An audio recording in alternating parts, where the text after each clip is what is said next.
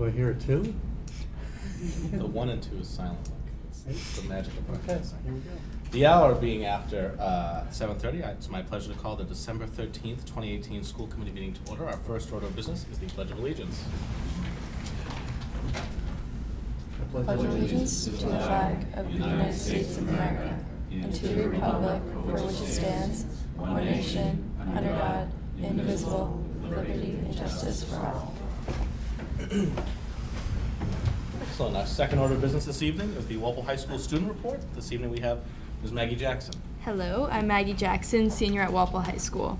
Winter sports have just begun at Walpole High. Boys basketball had their first game on Tuesday and won against Medfield 63-52. Boys hockey had their first game last night and unfortunately lost to Medfield 4-1. Girls hockey won 4-1 last night against King Philip, and all the other schedules for winter sports are online. Student Council had their winter ball on Friday, December 7th. With a good turnout, many had fun dancing and taking pictures in the photo booth. Tomorrow during the half day, Walpole High School Students for Equality and Feminist Club is having a Taste of Culture lunch to share their cuisine of their background. The Green Team is having a code drive. Any new or old codes have been donated and still can be donated for those in need from December 6th to the 20th. Speech and Debate Team had a meet on December 8th and had 3 people place second, 2 place third, 2 place fifth, and 1 for 6th and 7th.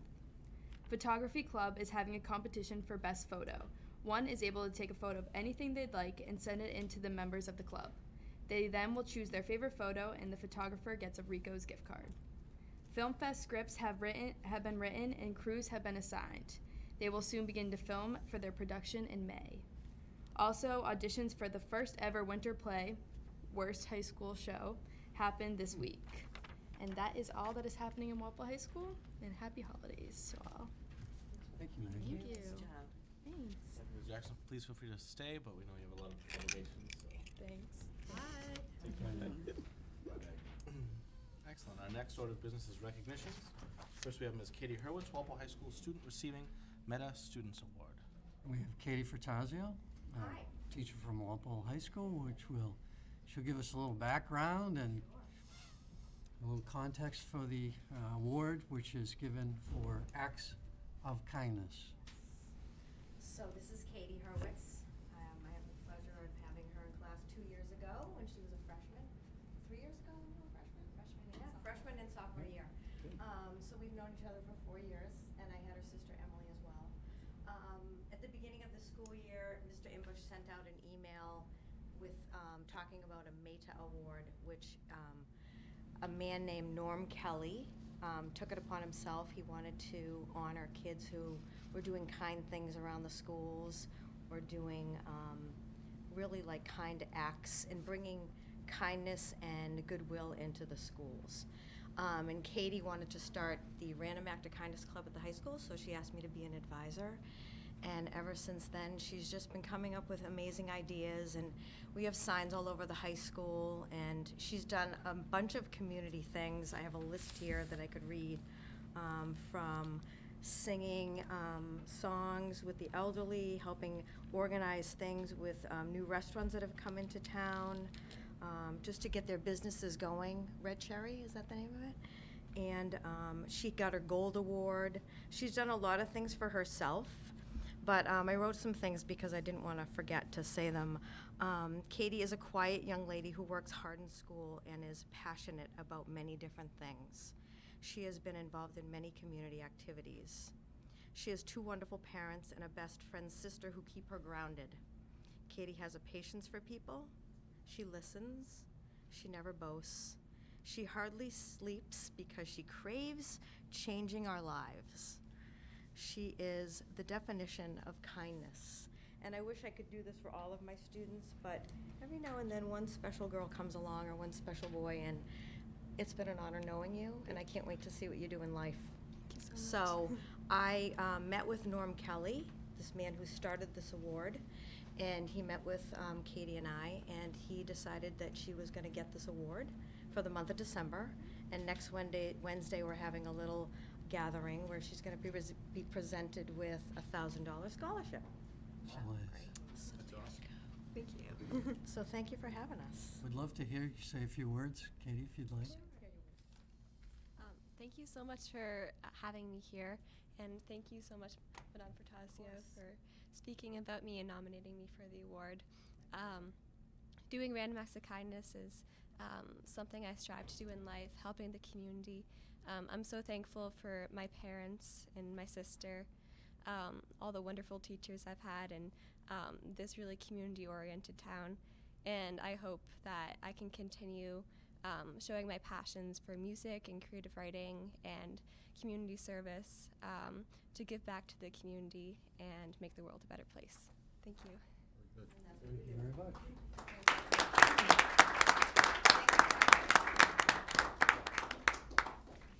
Questions from the committee? Well, thank you very much, Katie. Next, we have Mr. Dave Gajowski. And we've asked Bridget Goff to come up. Dr. Goff will say a few words about Dave Kajowski. Dave has been named for an award locally and considered for a national award. In fact, he was a finalist, so Bridget has some information she'd like to share with the community. Sure. Good evening. I've had the pleasure of working with Mr. Kajowski for several years and observing him in his classroom.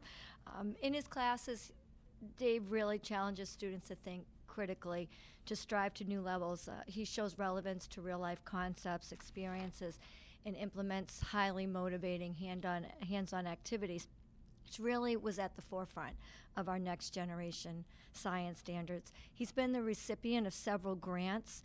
He's been instrumental in integrating technology into the classroom. Mr. Kajowski has also led groups of students in our annual Project Invention Convention, an event that's sponsored by Bridgewater State College. Additionally, he was selected as one of 5 state finalists for the state of Massachusetts in the Samsung Solve for Tomorrow contest, which is designed to improve our community and foster STEM education in our schools. Mr. Gajowski was the recipient of a NASA fellowship and also a recipient of the 2016 Golden Foundation for Excellence in Education. He was a finalist in the 2016 Massachusetts Teacher of the Year. He was also accepted to the Master Teacher Project, which enables him to share classroom lessons with other teachers in order to improve their implementation in the next generation science standards. He has journal articles that are published. Engaging our students with these wonderful opportunities to explore the world of science and providing his fellow colleagues to learn from one another are testaments to Mr. Kajowski's dedication to continuous learning. So it's really no surprise that he was a state finalist in the Presidential Award for Excellence in Mathematics and Science and Teaching. It's one of the highest honors that's bestowed by the U.S. government. And he was also the Science Educator of the Year for Norfolk County in 2018 and was recognized at the Massachusetts Association of Science Teacher Awards banquet. So I would like to congratulate him on a job well done, and maybe he'll come up and say a few words.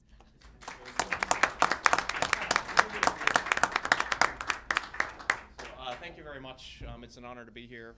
I'm fortunate to call. See, this is when I start talking about like how proud I am about these things, and it never goes well. So I'm gonna wrap it up quick. But I'm happy to be here. I'm happy to work in Walpole. I think this is my 11th year. So thank you for supporting me and my colleagues. It's an honor. Thank you. Thanks, David. Thank you very much, Mr. Gajowski.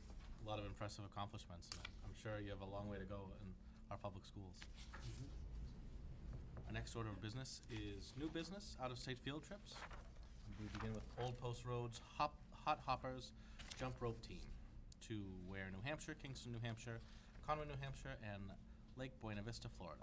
So we have Erica Green with us, and she has been the Hot Hopper champion for a long time. Yes, jump rope team for 10 years now. Yeah. Wow. Excellent. So I wrote a little something so I don't get stumped. We compete in many individual, partner, and pair and team events. We compete in speed, double unders, freestyle, pairs freestyle, double Dutch speed, double Dutch freestyle, and team show. And all of our students or jumpers learn routines. They practice sportsmanship, and they learn working together, making decisions to create routines.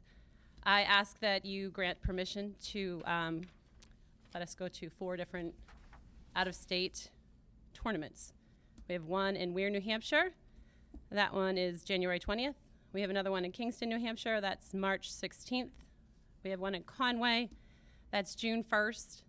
And then we have one in Lake Buena Vista, Florida. That's if we make it when we go to the Kingston one, our regional one.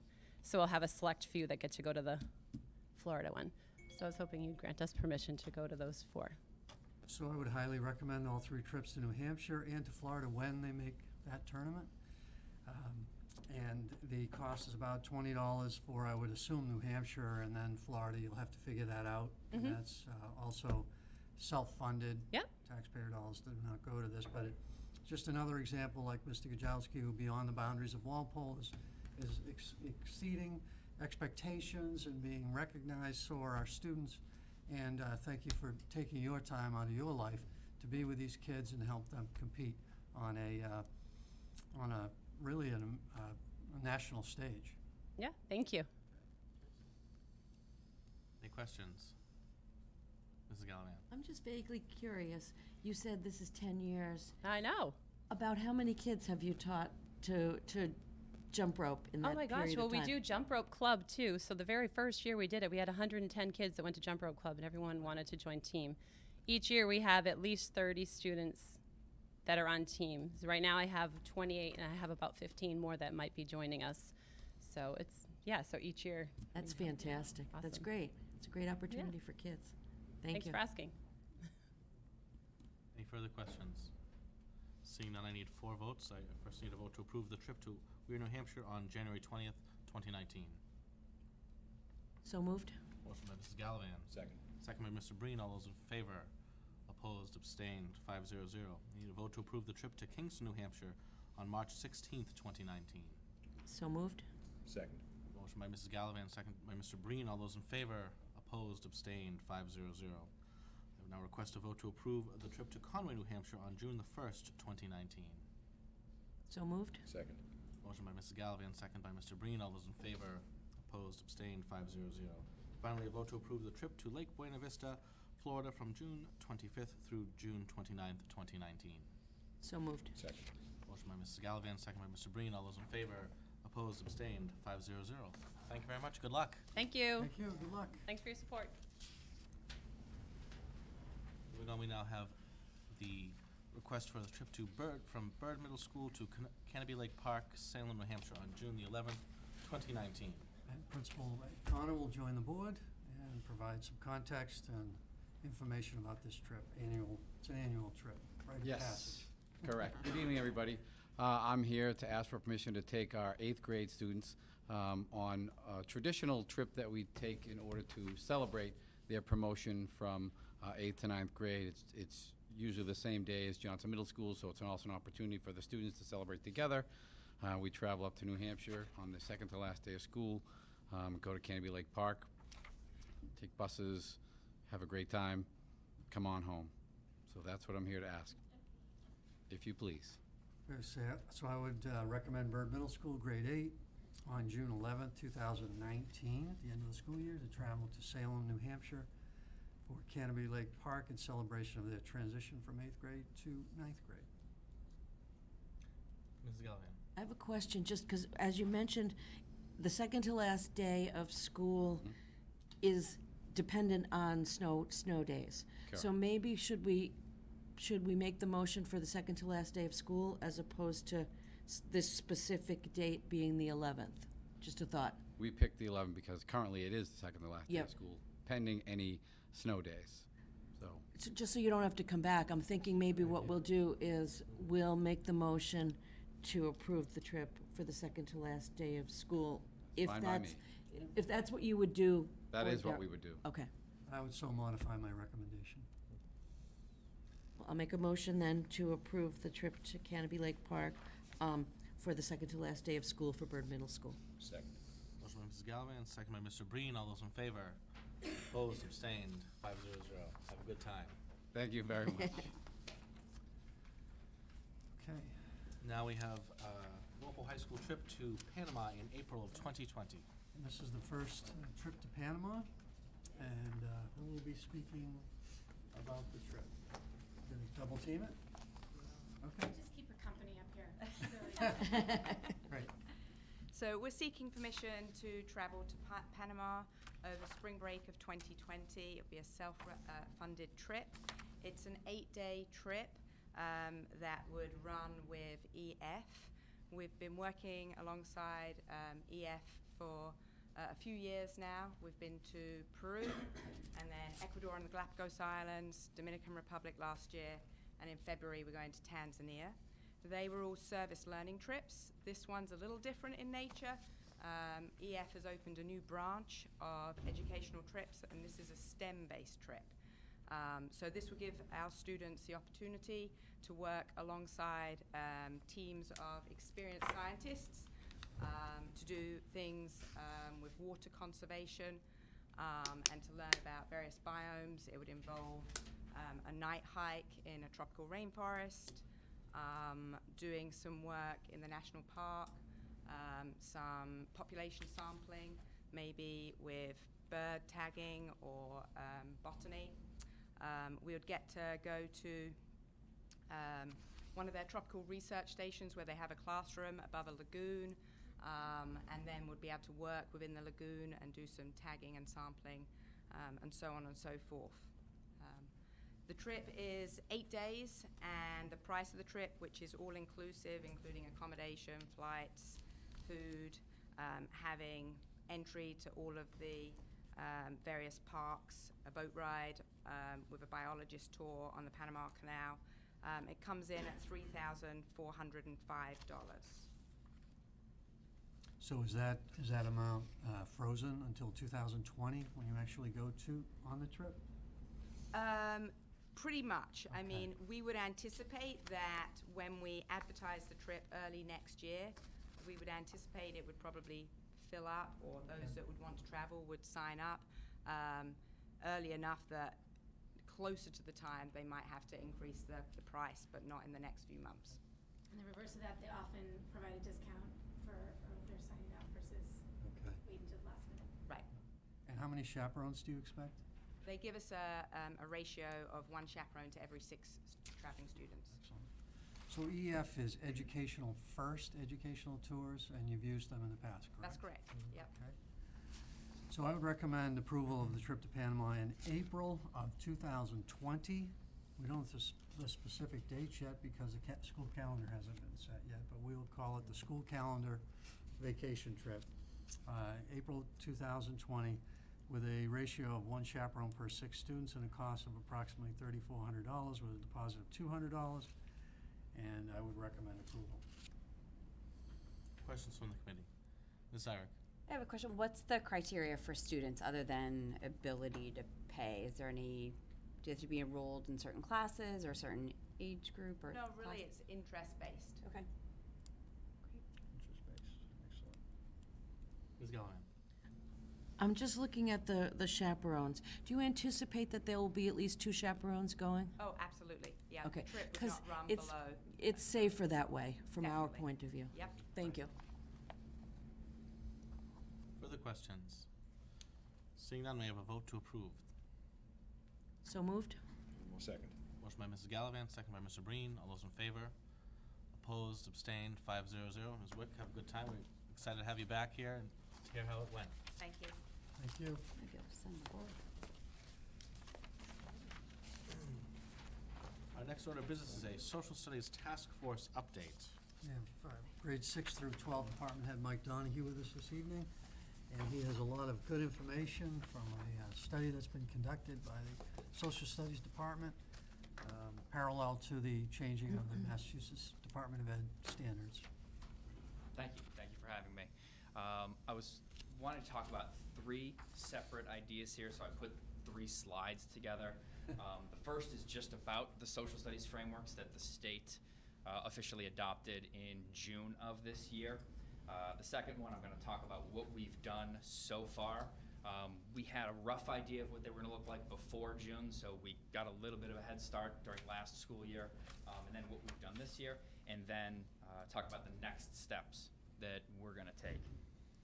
So, like I said, the state issued new frameworks in June 2018. It ranges from pre-K through 12th grade, And some of the new components of this frameworks compared to the one that was out in 2003 that has been driving our curriculum is there was a section on guiding principles, and in the guiding principles there were ideas like all students every year, pre-K through 12th grade, should have access to social studies education. All students should be engaging in their communities, and ideas like that. The practice standards that are another new inclusion in these frameworks talk about what students should be doing with social studies, and then make some suggestions about what that would look like at the elementary, middle, and high school level. And then they expand somewhat on the English literacy and writing standards that were really incorporated as part of the 2003 frameworks. The biggest change in this frameworks is the addition of an 8th grade civics course. And in discussing with individuals who were on the frameworks committee, they had a period of public comments. And the most frequent comment that they got from teachers and students and parents from throughout the state was that there are many schools throughout the state where students received no civic or American history education in middle school at all. And that was the case for what we have currently in Walpole right now. So the addition of an 8th grade civics course is probably the biggest change. The interesting thing for us as a task force to dissect and come up with an answer to is the fact that the addition of the 8th grade civics is addition without subtraction. They've added the 8th grade civics course, and no other course has been fully removed. So the group that I'm going to talk about on the next slide, one of our big challenges is to identify what do we do with the curriculum when we put civics at the 8th grade. It's a much more prescribed path from kindergarten up through 8th grade. Once you get into the high school, they describe flexible options. So you can start with world history, you can start with United States history, you can create hybrids of those courses. So we are, as a district, investigating those options now.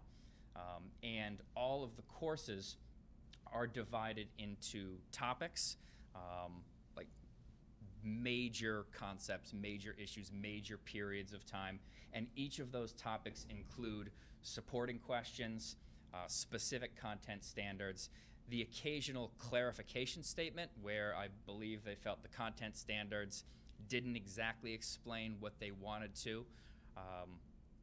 For instance, I can think of one off the top of my head where they're emphasizing a couple of events in history that happened specifically in Massachusetts and how you can incorporate those into the larger concepts that they have included in the content standards.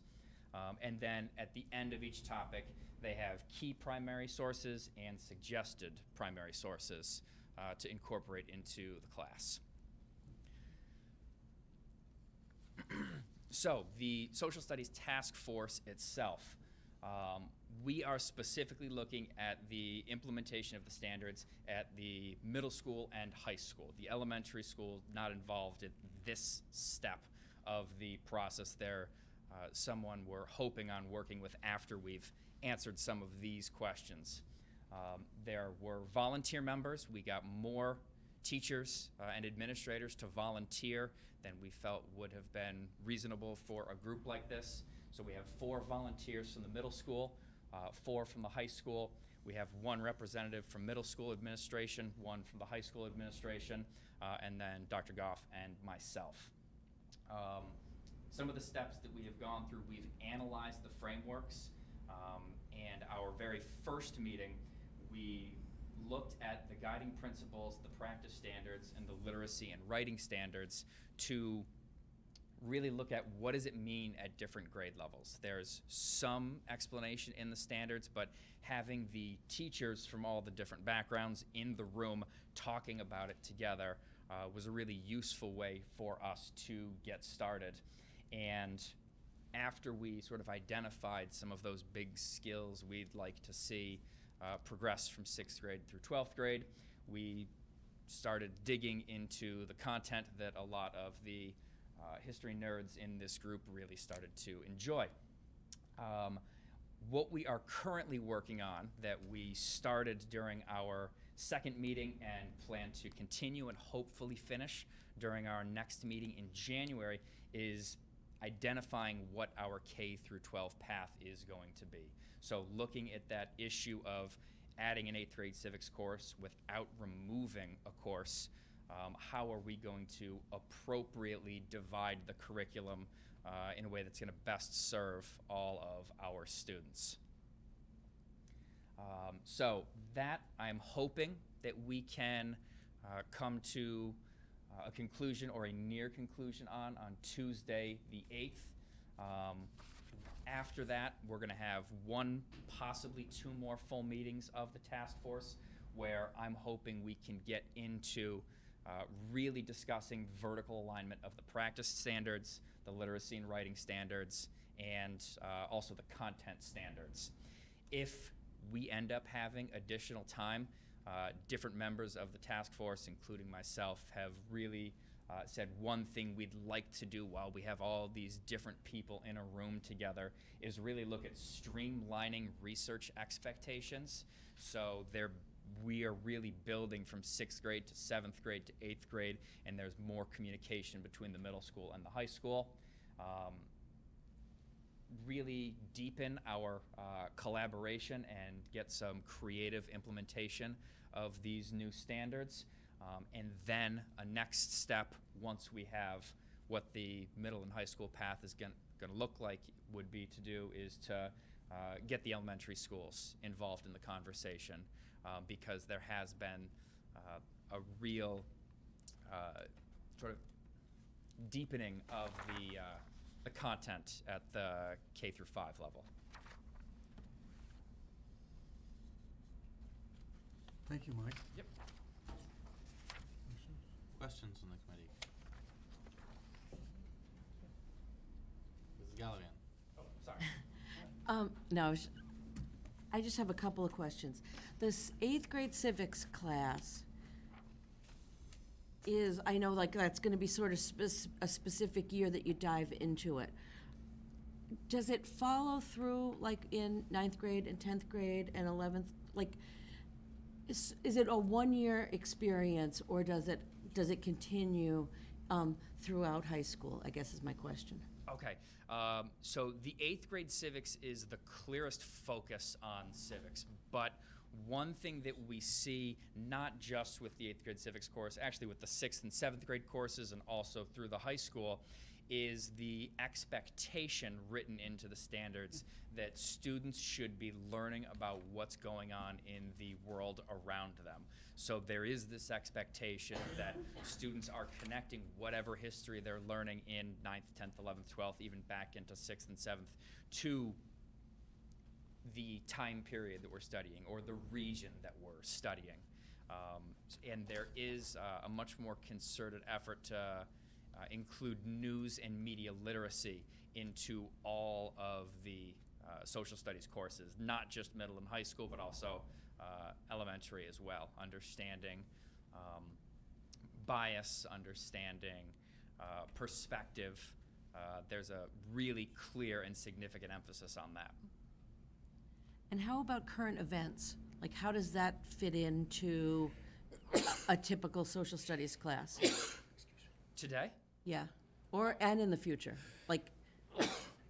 Today, we have teachers who incorporate current events in differing ways. Some of our, upper elective courses, like in international relations and government, those are every day. Yeah. What's going on? What are we studying? How are we learning? Other courses, I know teachers will give students either the opportunity to investigate what's going on in the news and find something you can connect to what we're doing. Other teachers, depending on the course, depending on the course level, bring specific articles to students. Hey, this is something that happened in the last month. Do you see some parallels between this and what we're studying today? They did in the new frameworks include a lot of standards about analyzing content, analyzing bias, both from print sources and other media sources that didn't exist in the previous version of the frameworks. I'm glad to hear the idea of sort of helping kids to think about what they've learned in history that might be somewhat repeating itself in current events today and things like that. I think that you've got an amazing department, and my kids are all in their 20s, but I think that some of the creativity that exists in your department has, like, took my kids who really didn't think they had an interest in history, and it came alive for them. And I'm amazed at what my kids remember.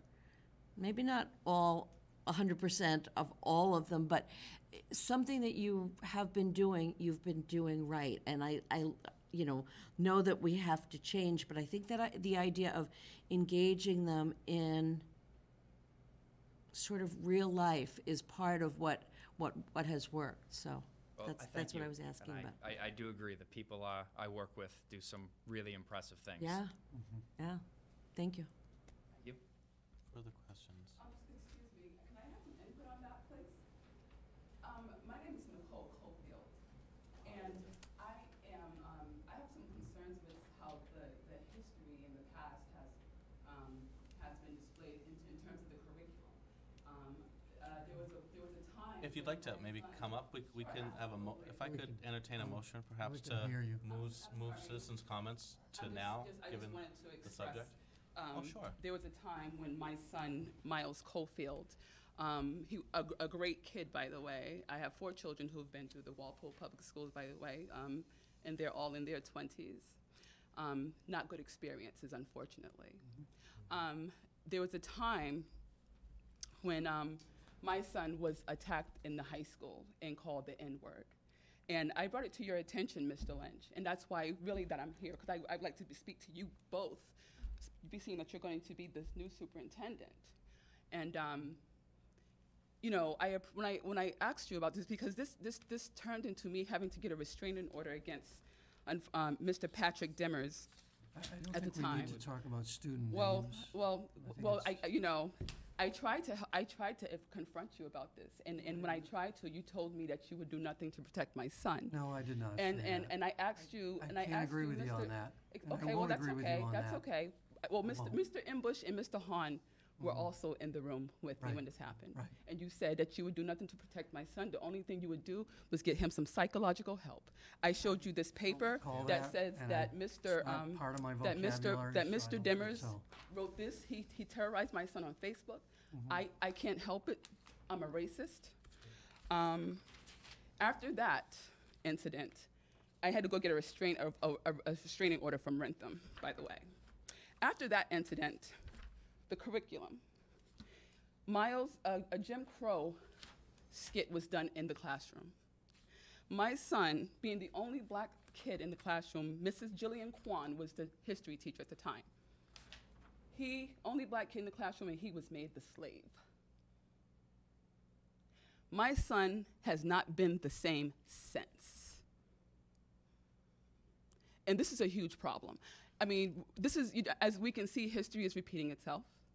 And I don't know if you guys have been watching the news. Some of the stuff that's been going on in these classrooms have been pretty terrifying with some of the curriculum that some of these teachers have been putting out here. Well, I guess there was something in New Hampshire, in Dover, New Hampshire, where these kids were singing a Christmas song that included the KKK. But, Mr. Lynch, you and I have history.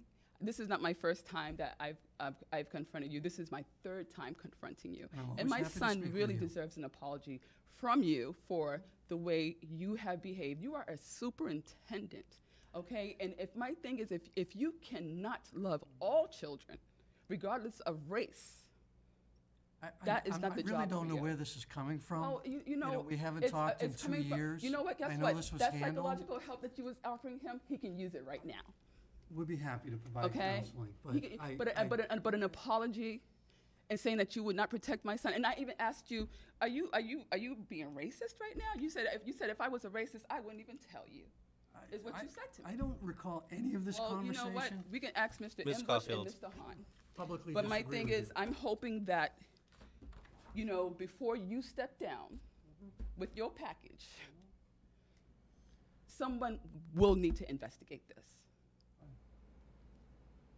And so I'm hoping that the curriculum on history, that you guys have it on lock, and something will change about that. We cannot have children being targeted in such a manner. I know Walpole has a culture, and we've been here for over 10 years. I have 4 children in this school. My daughter was the prom queen. I have 4 amazing kids that came through the school. Miles Cofield, my daughter Naya is the last one in the school, and I know you're familiar with my son. I know you are familiar with my children, and they've never given a problem. And so I'm here to stand up I'm here speaking in Miles's behalf, hoping that you will do the right thing. And you should just do the right thing. And if you want to have a conversation with me, I am available to do that. Be happy to speak with you. Thank you. And Miles. Thank you for your comments, Ms. Caulfield. Further questions on the Social Studies Task Force update? Moving on, Science Curriculum Report, Mrs. O'Malley.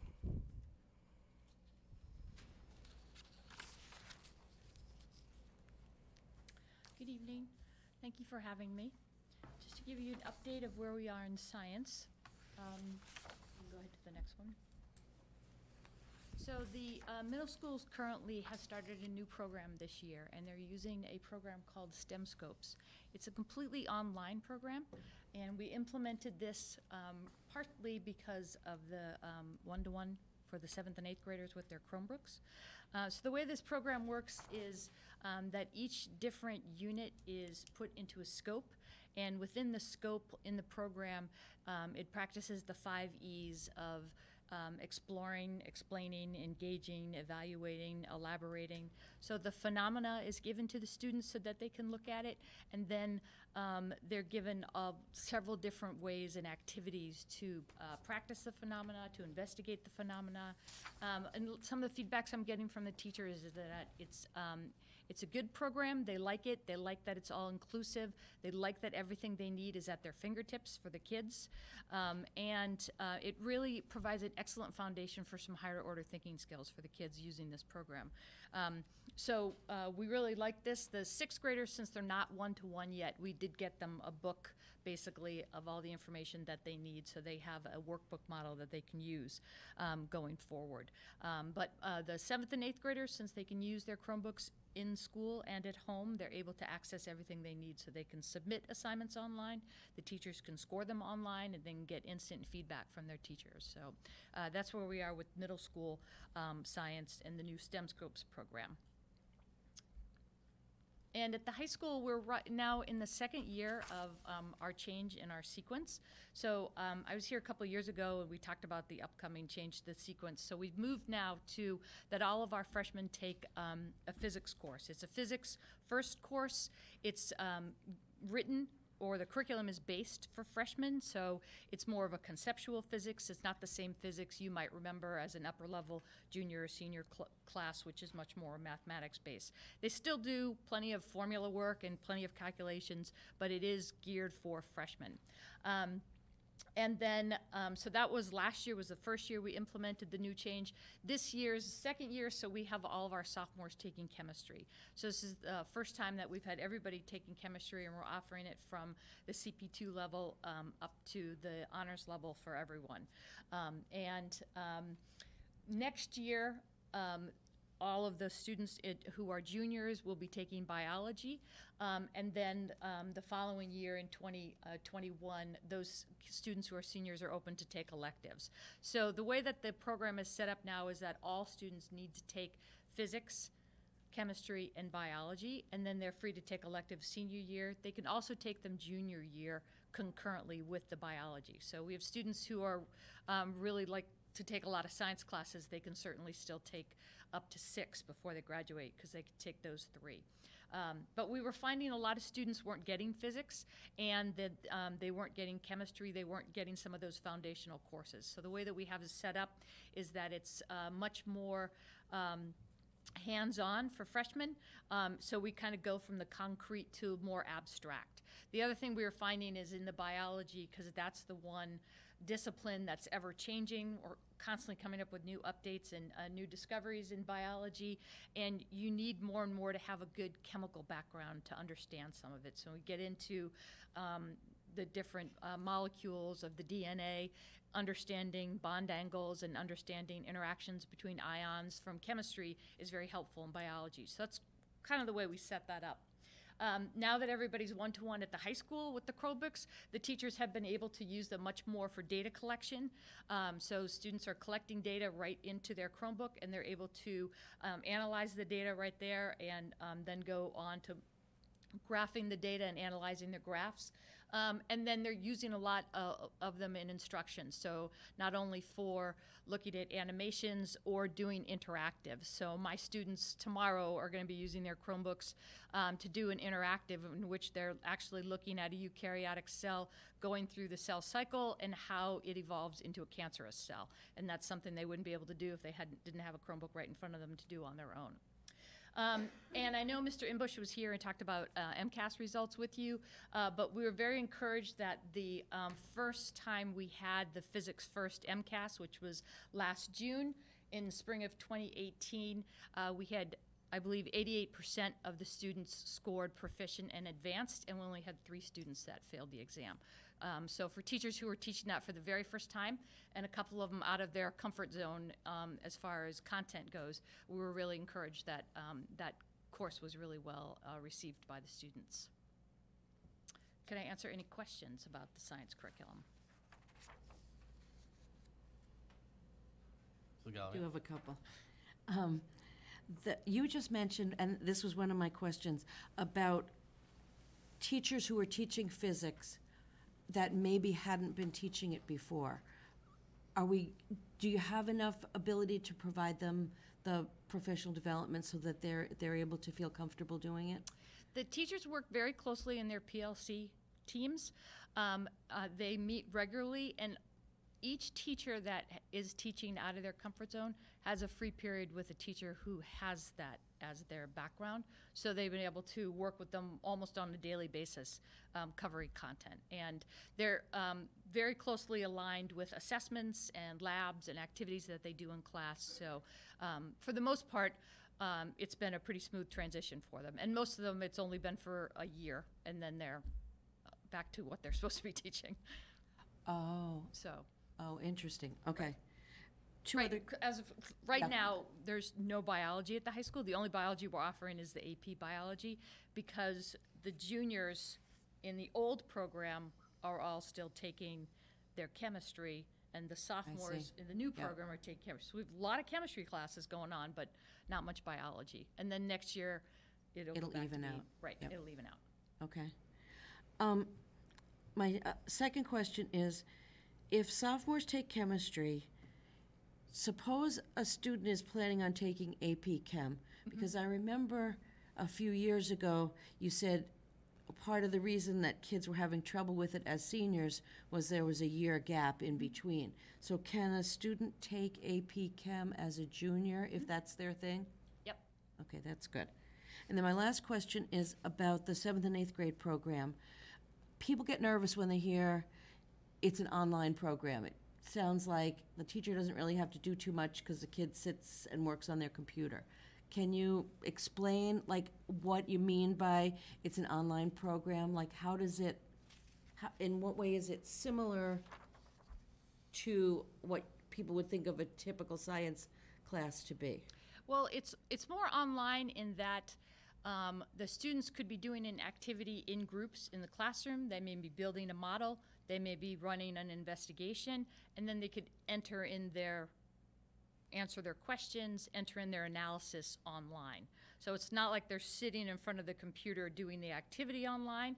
They're engaging with the other members of their class, and the teacher's running the lab or running the activity using manipulatives in the room. We just got a bunch of equipment in and those kind of things that they're all using with this program. So the online component would give them access to do that. So they might fill out the worksheet online or something along those lines. Okay, thank you. Other questions? Really glad I didn't have to take physics to get out of Walpole High. Dodge that bullet. Thank you, Ms. All right, O'Malley. thank you. Take care. Thank you. Thank you. Health curriculum update. So we have Mr. David Wall, K-12, pre-K to 12 health coordinator. He'll give us an update on current topics covered in the health curriculum, additional topics we've started to integrate, and changes over the last calendar year. Yep. Thanks for having me. So, as a quick overview, starting with the middle school grades, we have a health teacher at both middle schools and a full-time health teacher at the high school. All three, 6th, 7th, and 8th grade take it each year for a semester. 9th graders take it for 1 year for a semester. It's a full-time course, and then there's a million different things they cover. They've since started to narrow down and tighten up the curriculum. So just a quick overview, starting with the 6th graders. They start with nutrition, move on to interpersonal relationships, drugs, substance abuse, human sexuality, CPR, allergic reaction. On to 7th grade, they move on to nutrition, fitness, healthy lifestyle, decision-making with drugs and substances, digital citizen cyberbullying, human sexuality.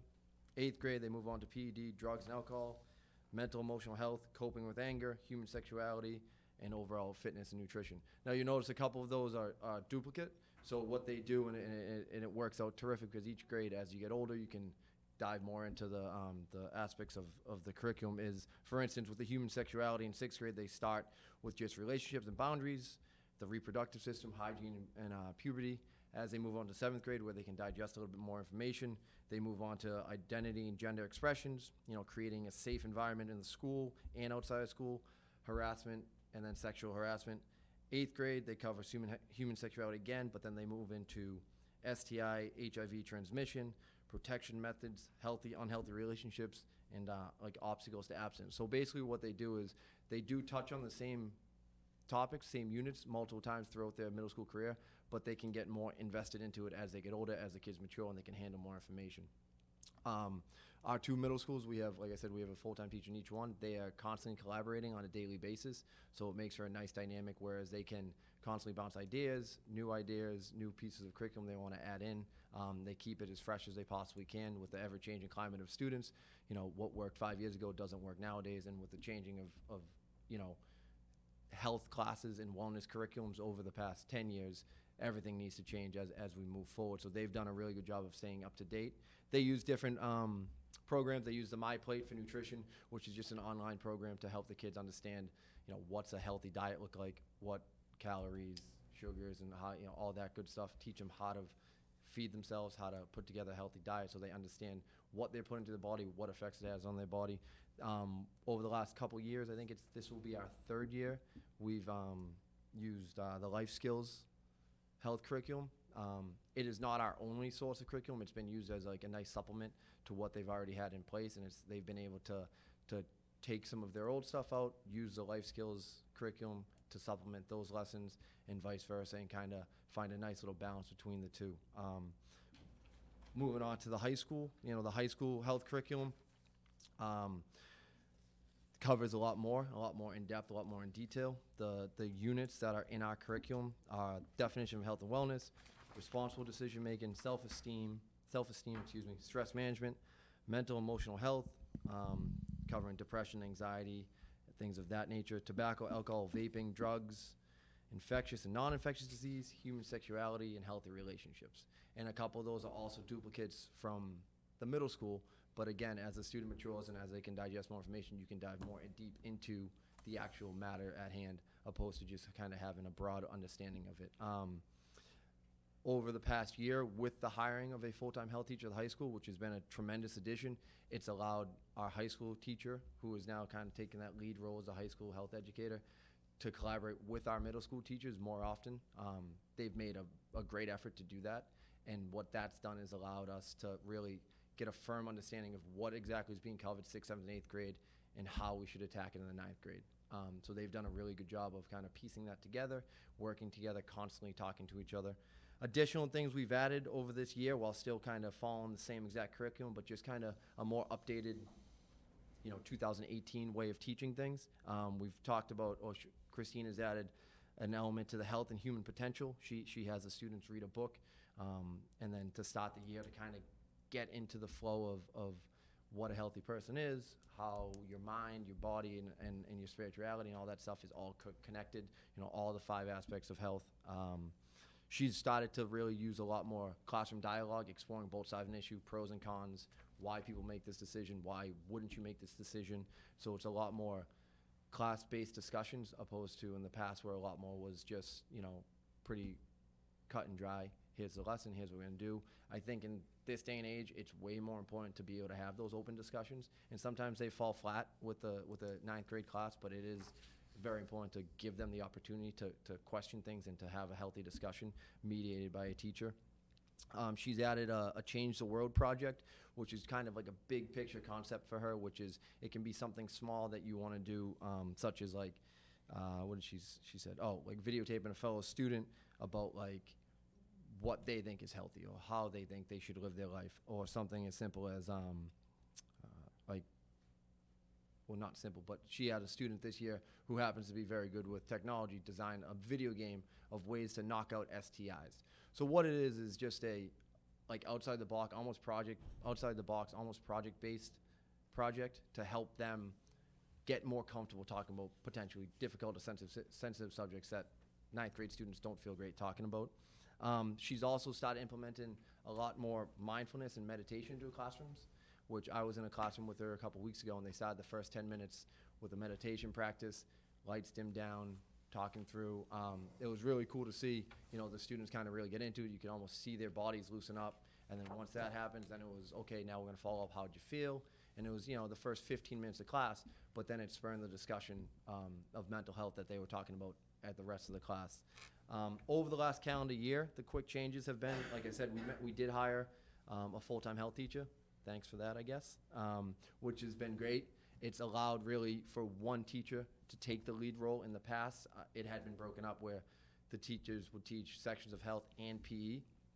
Now we have one full-time health teacher who focuses strictly on the health, and then the PE teachers will each teach a section of health as well. But now there's a teacher in place that's the lead teacher, can really examine the curriculum, can really examine how it goes. And then, for me, the big picture, hiring someone in that position is also, I feel that it's another voice or another person for support for our students to talk to that they might not be comfortable talking to a guidance counselor, another teacher, or a peer about, but it's something that maybe they cover something about self-esteem or physical health that triggers them to say, you know what, I have a question about that. And it's just another support person in the field of taking care of our students that has been a big benefit for us. She's also recently just been, which I think is terrific, she's also just recently been asked to be on the Comprehensive Health Curriculum Frameworks Review Panel. So for those of you that don't know, the Massachusetts Health Frameworks haven't been updated, and I think we're going on like 21 years now. So the state is getting a board together, selected, I believe it's 50 people, I could be off, 25 people maybe, but they selected a handful of health teachers and educators across the state that are going to be a part of this. It's like a 5-session, full-day workshops that they're going to review, see what they need to do, and eventually the long-term goal for them is to come out with brand new Massachusetts standards for the health. So for us, for her to take the steps forward to apply for that and be accepted, I think that's just a tremendous opportunity for us as our PE and health department continues to grow. I think that'll help put us in the forefront of where we need to go with our health curriculums. Having someone that's helping frame them is going to make it a heck of a lot easier to get a curriculum that matches up with it. Long-term goals, as a department, we've grown by one person in the past year. We're hoping to grow hopefully with another one within the next year or two. I think at that point, then we would have essentially what would break out to 1.5 health teachers in the building. And that will just, again, have that solid base of a teacher that's focused on just the health curriculum. It's in her field of study. It's where she feels comfortable. It'll bring another teacher in along, which will give us 2 options to have, potentially expand our health. We've been in discussion that I believe it's important that down the road we do have in upper class level health for juniors and seniors. And my main feeling behind that is, aside from obviously, you know, the benefits of it, I do feel that the difference between a 15-year-old having a healthy discussion and a 17, 18-year-old having a healthy discussion is drastic. And I think that if we can cover what we cover in ninth grade health and then potentially develop an upperclassman health, that allows for us to just continue to educate these kids and not just kind of after ninth grade, you're on your own. We've circled back at some point. Those are the years where kids are leaving high school, where they have to realize what it means to be healthy in every aspect, whether that's diet, nutrition, self-esteem, what have you. But I believe that having an option to have an upperclassman health, whether it be an elective or whether it be part of the curriculum, is something that we should be gearing towards. And so that's the open discussion we've had with our high school teachers lately. And the other option that I'd like to start to explore as all the requirements continue to fill in, our PE requirement fills in, you know, we can always get creative with the wording of how we enforce our curriculum, whereas we can offer a overall wellness course as a fulfillment to the PE requirement, which would have the physical portion of it and the mindfulness, yoga, wellness portion of it as well. I think that is more ideal for our upper class students. You know, let's just be honest, there's a lot of kids in the high school that don't want to be in a PE classroom in 11th or 12th grade. So I think it's part of our responsibility to kind of meet them halfway, which, you know, who's to say that they have to be their mental well-being, their nutrition, or something that's going to help them along the lines. You know, I think at a certain point when you're just beating your head against the wall trying to force kids to do things, you do have to evaluate how you're doing it. And I think to get to the point where we're fully staffed at the high school department, we can start getting creative, especially with Christine being on the board for the new state curriculum and the new frameworks that hopefully won't take too long to get.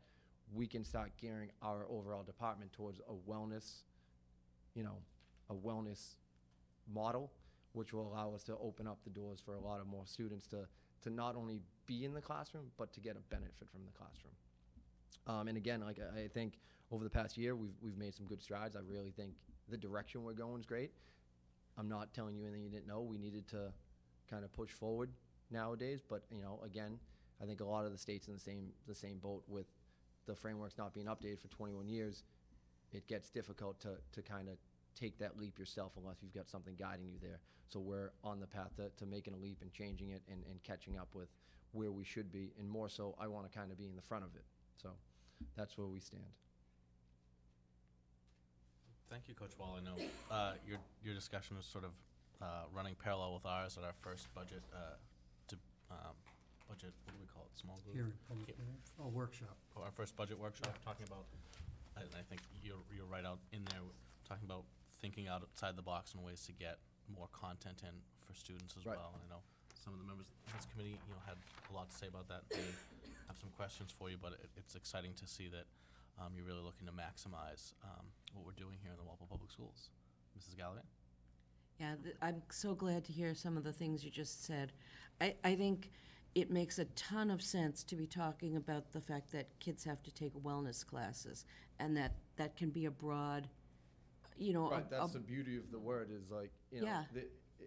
I mean, not everything's so cut and dry as it used to be. Right. It's not, let's show up, let's have a PE class, let's go home. Like, there's way more aspects to PE and wellness and health that need to be covered. And, I think there's 1,000 different ways to do that. And, at a certain point, you do have to kind of get creative or else you get stale.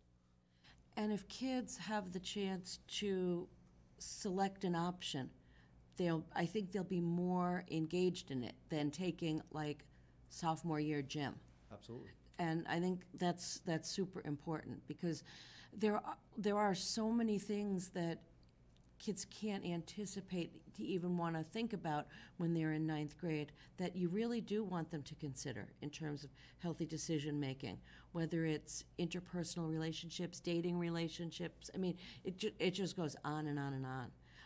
I hear a lot of high school kids saying, "Why can't we have yoga classes?" Right. So I hope that that's a sooner. I hope a whole bunch of this is sooner rather than later. Like, I think we're getting there.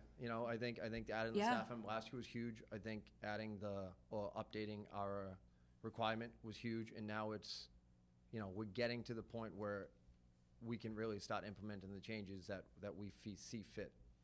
Great. 2 other questions, unless somebody wants to talk on that topic. Sixth, seventh, and eighth grade, you talked about life skills, but what I'm looking for is like the social emotional learning, the anti-bullying. Yep.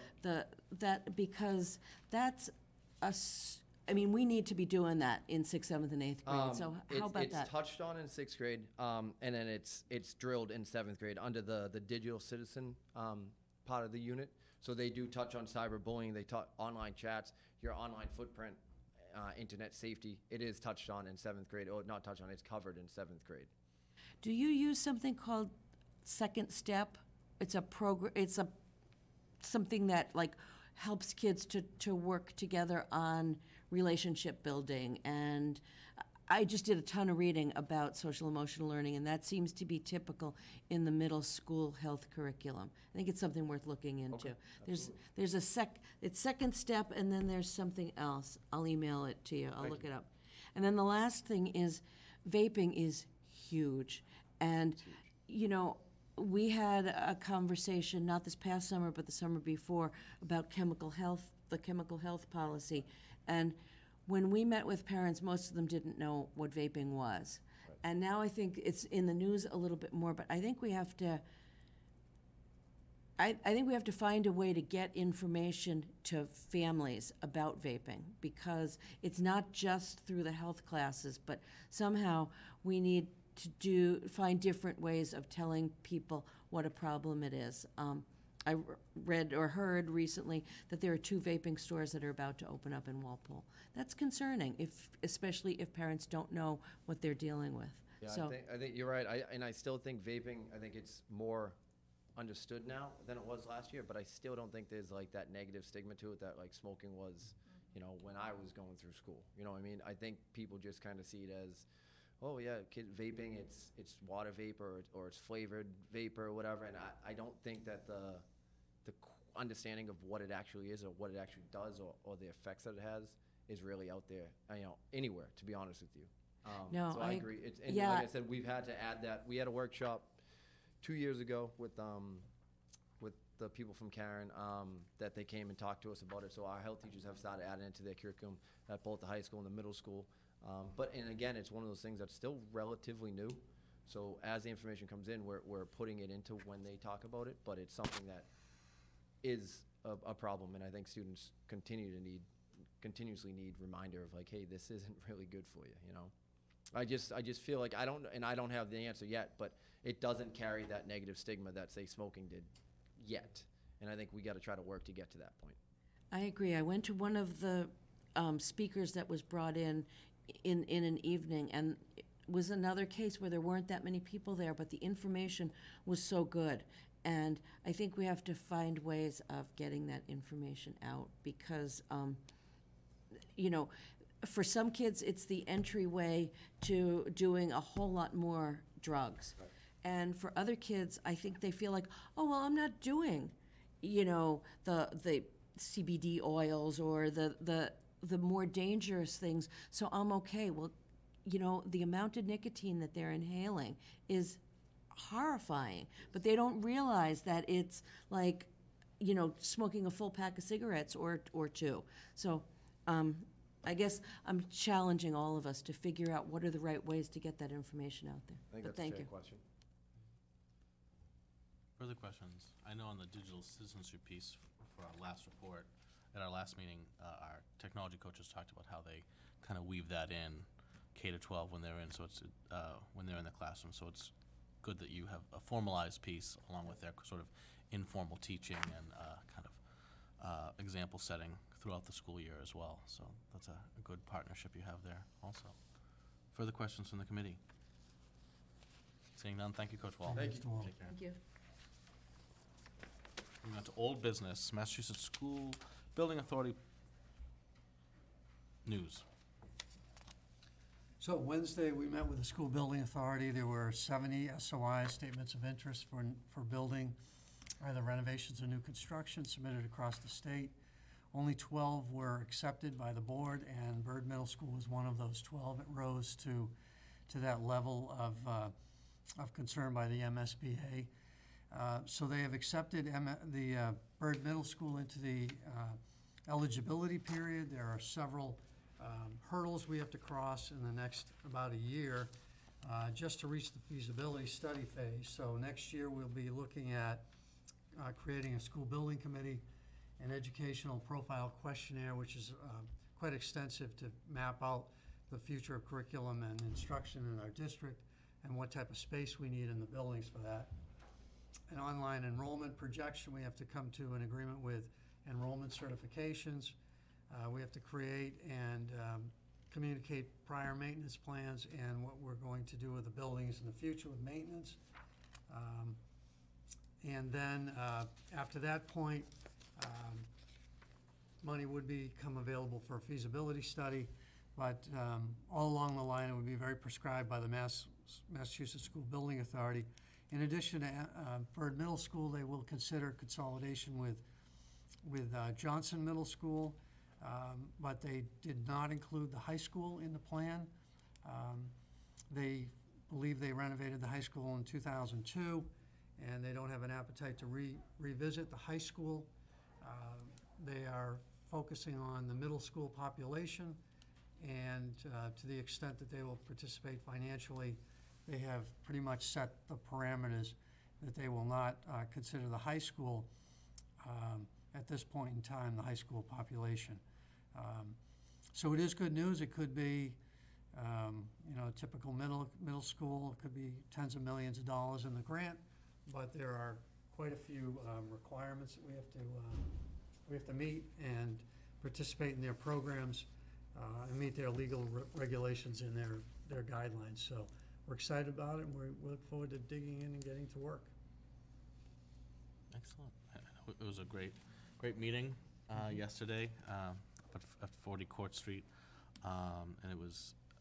I think what struck me was just how difficult the competition was for these funds, and I know the MSBA had articulated to us that the actions we've taken as a community, really, especially the $1.5 million we set aside, really showed a tremendous amount of community support and investment, and portrayed Walpole as it should, as a community that wants to work with the school building authority. So obviously we have a number of hurdles and benchmarks to meet as we go forward, and we'll, through e-notes and these meetings, have further updates as they go forward. And what was the start date of this process? They have scheduled us to begin in April. They phase in the 12 districts so that their staff can handle the workflow. So we'll, from April to December, we'll be in the eligibility period. Excellent. Very good. Further questions or comments from the committee, Mrs. Gayotzitz? In terms of laying out a timeline, I know we had done that in one of the superintendent's newsletters. I think it might be helpful to kind of lay something out like that again for the community, just so they have some sort of awareness. We can do that. Some of their programs have changed a little bit, and we had hoped to move quicker on the process, but I think that MSBA wants to make sure that everything is done and all the T's are crossed and the I's dotted, and we meet all their requirements. So they're putting the brakes on a lot of communities to say, hey, slow down. Plus what happens is they have tax money coming in from the sales tax, and they need to stagger some of these programs so that they can make the immediate payments when those payments become due. The treasurer did say yesterday how frustrated she was at the pot of money she had to work with, and how she's been taking steps for a while now to seek to increase the amount that they get off the sales taxes, because the need is so great. Further questions? Seeing none. Moving on to superintendent's report. Strategic plan. Strategic plan is scheduled for February 7th and the 14th. It'll be a 2-day plan. We'll have a facilitator on day 1, and day 2 we'll be writing the actual rewriting goals, objectives, action plans. It is a major revision with the new superintendent coming in, and we look forward to about 60 people participating in that plan, writing that plan. So again, it's February 7th and the 14th. Excellent. Subcommittee reports, Fails Leach Rogers and Kundi scholarships. Anybody like to talk about that process? And Ms. Gillian? We had almost 90 applicants this year. We were very grateful. I think we all felt we were very heartened to see the real rigor of the applications this year. They were very strong. They were all very thoughtful. Essays that we received from students. It's great to see not only where students have come and what they've accomplished in the Walpole Public Schools, but to see what they've gone on to do in their collegiate careers. And I know it's, for me, it's one of the most gratifying and fun things to do on the committee every year. It's a festive thing we do in December.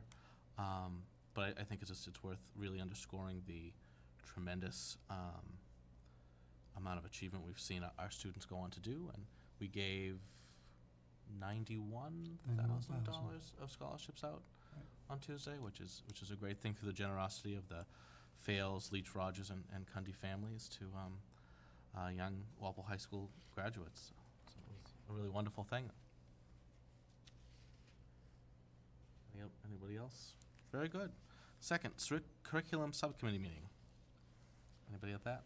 So today we met with the new management of Longview Farm, for lack of a better name. It's going to be called a new academy, Clifford Academy. They plan over 3 years to roll up the enrollment to about 40 students, grades 6 through 12. We expressed our concerns about communication and having a liaison available for us so that kids, when they come to school, if they're traumatized, we can help provide counseling. They have really improved their staffing levels. We went through their curriculum. Dr. Kenny joined us today, as well as Dr. Goff, and did preliminary work on their, well, not preliminary, really nailed down some of their curriculum and also provided some guidance to them. They will be presenting here on January 10th at the January 10th school committee meeting. They'll talk about their staffing levels. They'll talk about their communication plan, their curriculum, their roll-up for students, and how they expect to have a more successful model and a better relationship with the community and the school district. I think that their efforts are sincere, and we have set certain parameters, and we feel that they are prepared to meet them. Not only that 40 number, that represents it's a fraction of what they used to have there. Right? Half of what they used to have. And it's half the grades. They used to have kindergarten through 12, and now they'll only have 6 through 12. Excellent. Mrs. Gallion. Are they talking about just boys, or is it potentially girls and boys? They originally spoke, you're right about that, your recollection, they originally spoke about just males, gender, but now they're talking about mixed gender. Do they have boys and girls there now, or is it in the future? I don't know the makeup of boys Okay. and girls now, but they have a small number of children there now. Okay, thank you. They did say it'll be a 3-year ramp-up process, so they could, once they get approved, they might only have 10 kids this year, Yeah. 20 the next, so it actually won't be 40 for some time. Right. And I wanted to say, to reiterate what you said about, I was impressed by their, the feeling of collaboration in the meeting. I think there really is a genuine desire to have better communication with us and more give and take with the community, sort of realizing that there's benefits they get from being in this community, and they wanted to give back. They talked about use of their facilities, which apparently they have gorgeous facilities. They talked about the larger program, Home for Little Wanderers, some of their staff trainings around trauma and social emotional learning, and even maybe some work within the schools for just to help out and to give back. So I thought it was a very productive meeting. Agreed. One other question. Are they talking about the fact that some of the kids will go to school on site there, and that's what the Clifford School is? Yes. Yeah. Yes, it could be a residential or day placements, and then they would also have their group home, and those students will generally be registered in the school district. So it's similar to the way it used to be? Right. And potentially some students would be placed in and out of district placement, or no? Well, they would be considered the out-of-district placement. They will be a special ed program. Although he said that some kids might be at schools that fit their needs, like Right. McKinley, he mentioned, or. Or in Yeah. their home district. Right. Or back in their home district, so. They would still considered homeless, or with DCF, if they have a Right. split parent custodial relationship, they may be transported by the sending district back to their district.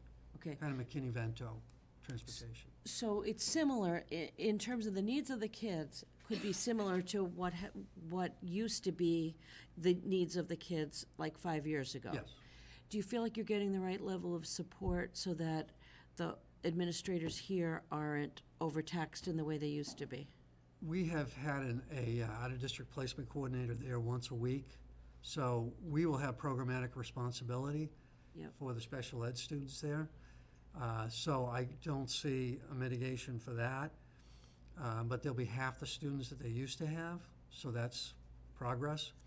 And I think their plan for better communication will reduce the amount of redundancy and the amount of extra work that our staff has to encounter, especially if children are having difficulty in the home.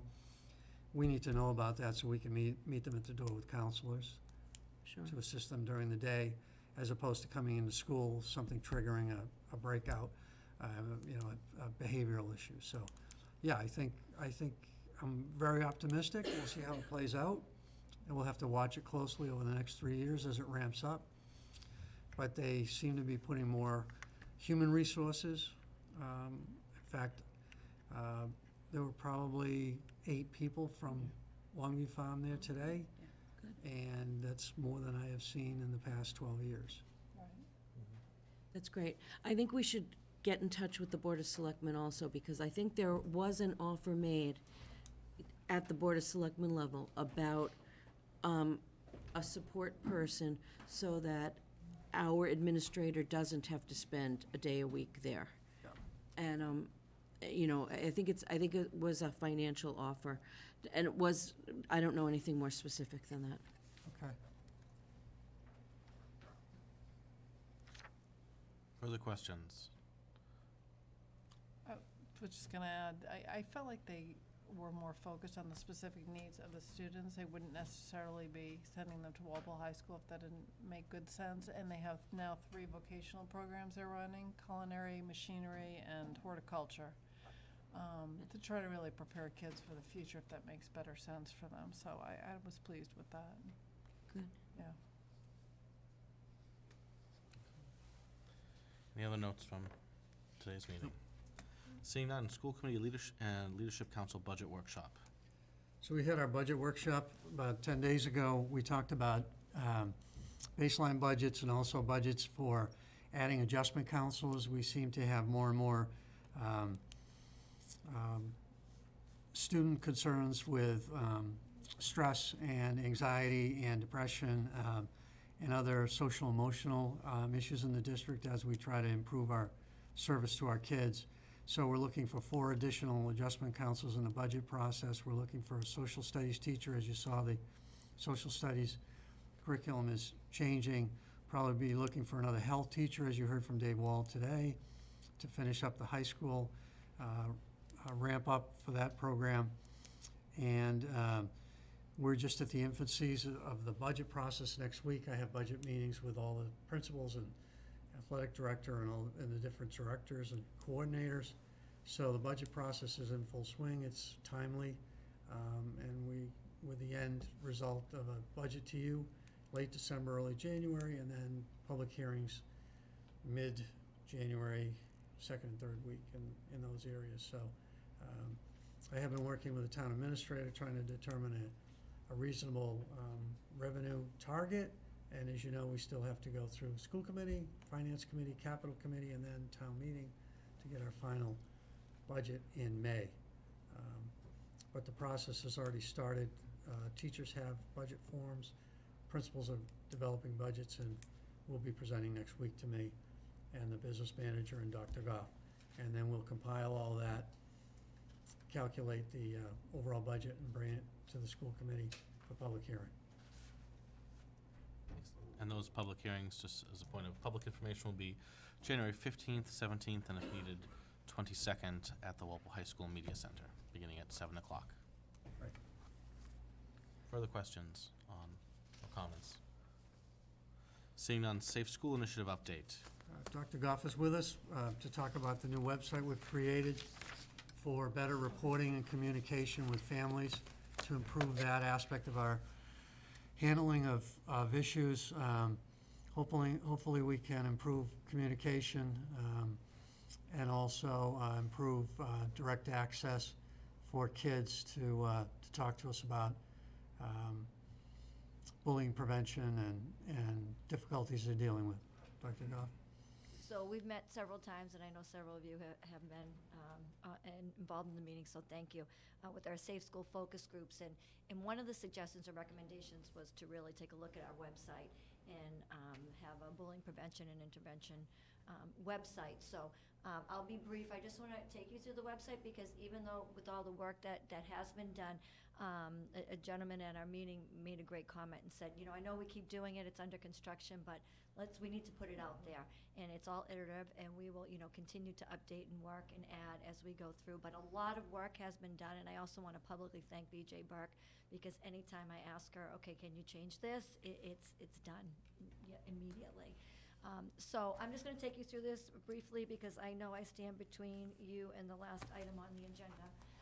But I'll have Mrs. Mortelli drive. So if you just click on the bullying prevention and intervention website.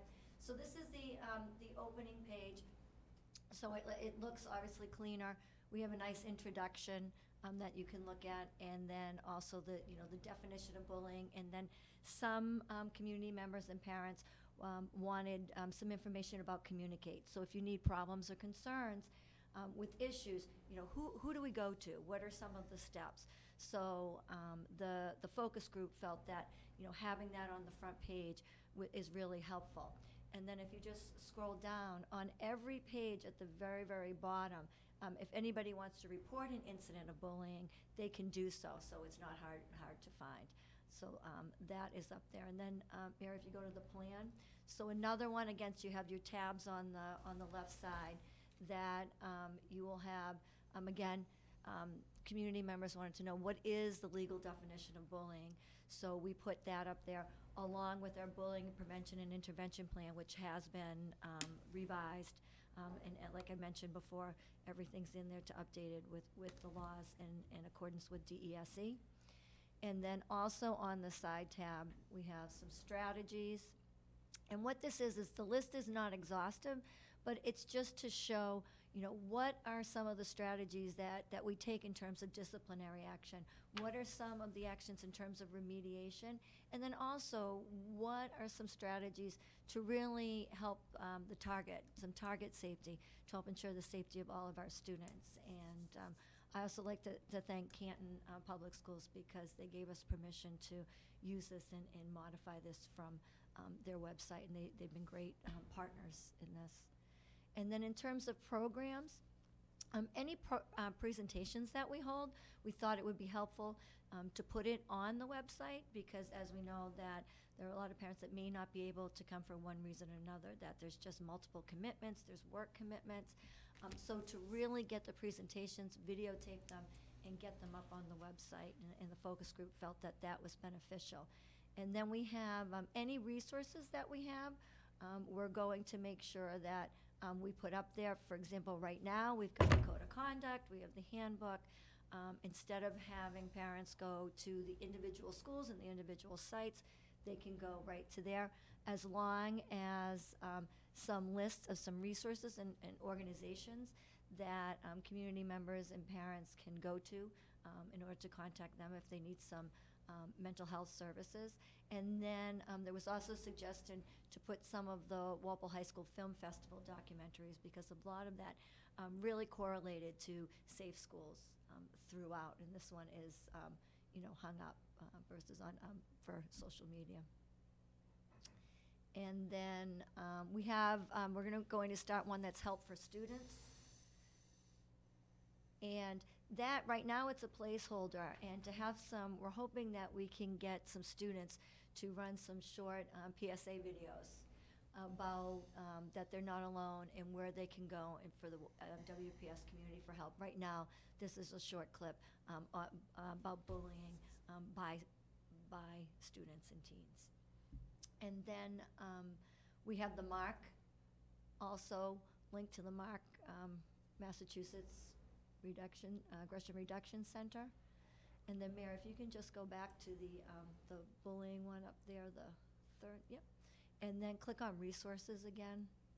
And if you go to links, so we've added some, and we have MARC, but also we found that stopbullying.gov is a great resource. So as we accumulate resources that we feel that are reputable, research-based, we'll get that up there as well. So just really, it was just to put enough information, but not enough, not too much, excuse me, to overwhelm people, because when you start bogging it down, that's when it gets difficult to search. So we're starting with this type of website of the bullying prevention and safe schools, but as you look at the Walpole Public School website, we're starting to go ahead and take a look if you see that it's not, a ton of information and streamline that, so you can see the MSBA along with other items as well.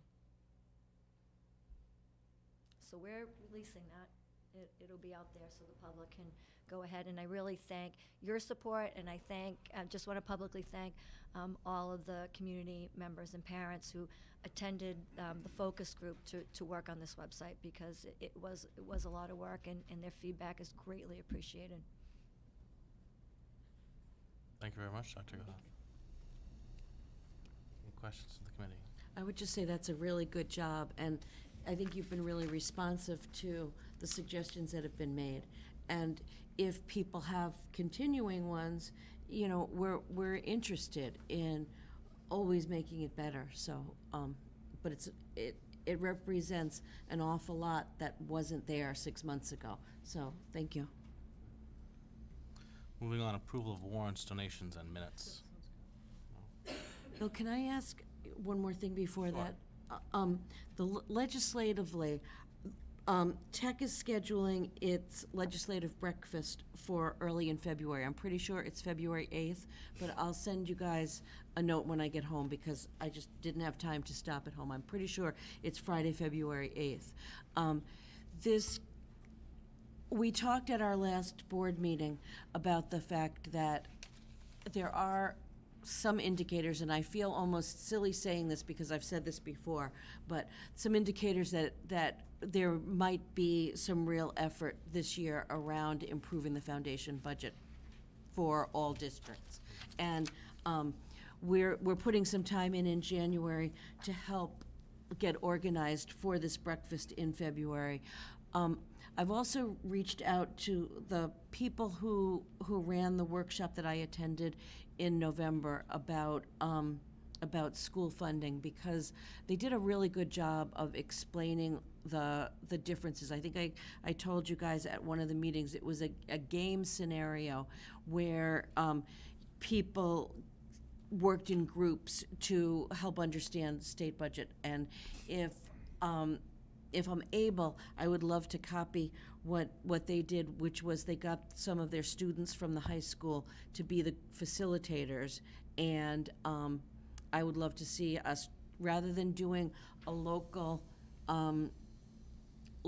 breakfast as we've done in the past couple of years, maybe try to do a workshop like this with our state legislators in January. So stay tuned on that. I'll stay in touch with you in particular, Bill, as I'm working on it. Very good. I know it was just in the State House News today that the MTA is launching a massive effort. It's their chief lobbying effort this year is the foundation budget, and they were kind of just describing the kind of the mechanisms that they're starting to put into place. I'll forward that to folks when I get home. It came over the wire just as I was running out of the office, but I think obviously I can speak for the representative I work for. It's his singular legislative priority this session. It's the most important, as he says all the time.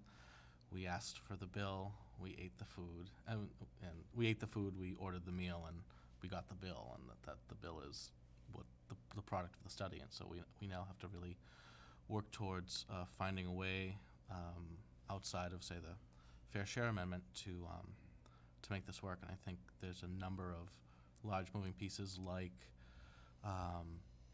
what the governor will do surrounding mass health and healthcare in general, Yep. that are all going to have really strong ripple effects onto these onto the school funding issue. I know 3 days ago, Larry DeCara editorialized in Commonwealth Magazine about this, so it's something that's now really moving itself to the strong and central forefront of the policy debate going into the next session. So, Yeah. as you say, stay tuned. Thank Very you. good. Excellent. Approval of warrants, donations, and minutes. Ms. Cyrek. All right, I'd like to make a motion to approve the payroll warrant from November 29th, warrant number S922A, for the amount listed in your packet. Second. Motion by Ms. Cyrek, second by Ms. Muccini. All those in favor? Opposed? Abstained? 600. To make a motion to approve the accounts payable warrants from December 6th, warrant number 219023, and from December 13th, warrant 219024, for the amounts listed in your packet. Second. Motion by Ms. Cyrek, second by Ms. Muccini. All those in favor? Opposed? Abstained? 600. Gifts. I make a motion to approve the following gifts and donations to the public school system system-wide from the town of Westboro, Massachusetts, HP network switches for the amount of $2,200, and to Boyden School, Old Post Road School, and Johnson Middle School from Bay State Textiles and Recycling, total of $180. Second. Motion by Ms. Muccini, second by Ms. Cyrek. All those in favor? Opposed? Abstained? 600. Minutes. Anyone? I'll make a motion to approve the following minutes. The school committee superintendent interview meeting minutes for November 26, 2018. Motion by Ms. Muccini, second by Ms. Gaotitz. All those in favor? Opposed? Abstained? 600. A motion to approve the school committee regular meeting minutes for November 29th, 2018. Motion by Ms. Muccini, second by Ms. Gaotitz. All those in favor? Opposed? Abstained? 600. And lastly, a motion to approve the school committee leadership council budget workshop meeting minutes for December 4th, 2018. Motion by Ms. Muccini, second by Ms. Gaotitz. All those in favor? Opposed? Abstained? 600. The chair sees a need for an executive session for the purpose of discussing strategy with respect to collective bargaining or litigation.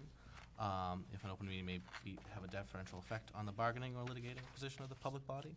And the chair also declares a need to, a secondary need to comply with or act under the authority of any general or special law or federal grant in aid requirements. I poll the committee to go into may have a motion to go into executive session for those purposes. So moved. Motion, second. Motion by Ms. Gallivan, second by Mr. Breen. Yes. Yes. Yes. Yes. Yes. The committee will not come into public session after. Thank you very much. Oh, sure.